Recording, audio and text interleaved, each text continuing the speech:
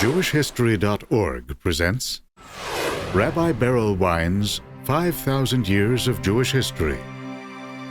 One video clip at a time. Clip number 8, The Exodus from Egypt and the Sinai Experience. The Jewish people leave Egypt after the Egyptians suffer a series of plagues, 10 plagues. And finally, the Pharaoh relents, and the Jewish people leave under the direction of Moses. Jewish tradition tells us that most of the Jewish people never got out of Egypt. About 80% of them died in Egypt itself. And the count of the Jewish people leaving is about 3 million people. 600,000 males from the age of 20 to 60. And there were a lot of children, a lot of women, and there were older people over the age of 60. And they begin their trek into the desert. But the Pharaoh doesn't let go. The rabbis teach us that evil people almost never let go. Even in their words, at the threshold of hell itself. And therefore Pharaoh pursues them. And the Jewish people are backed up. Their backs are to the sea, the Egyptian army is to the front, and they're flanked on both sides by an impenetrable desert. And then the great miracle of the splitting of Yam Suf occurs. The Jewish people cross the Red Sea. The Egyptians are drowned, while the Jewish people cross on dry land.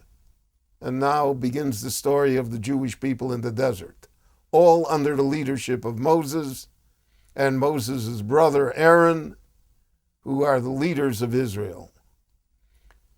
The Jewish people arrive at the Mount of Sinai.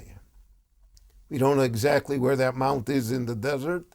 There are a number of locations that could be and have been identified as being Mount Sinai. The rabbis tell us that Mount Sinai purposely was not a very tall mountain, and because the Torah represents humility.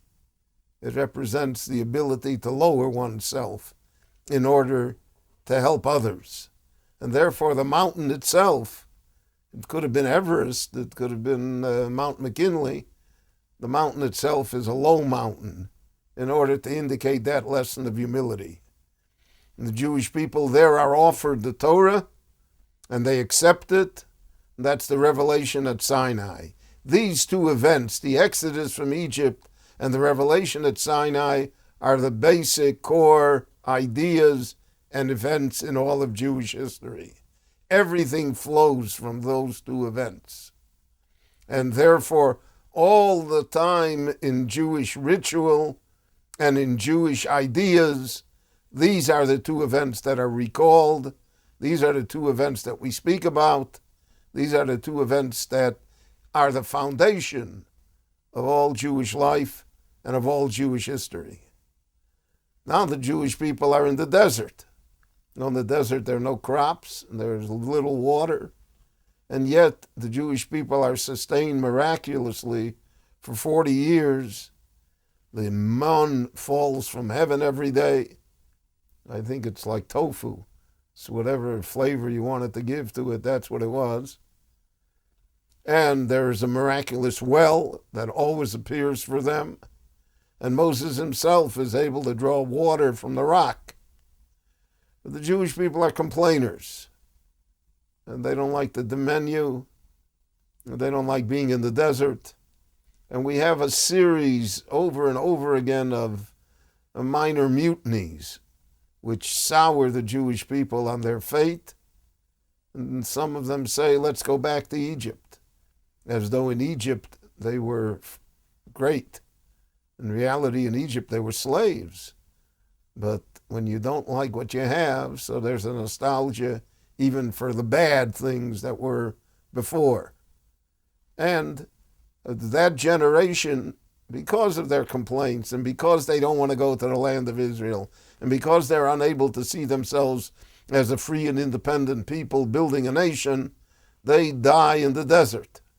the slave mentality eventually kills them.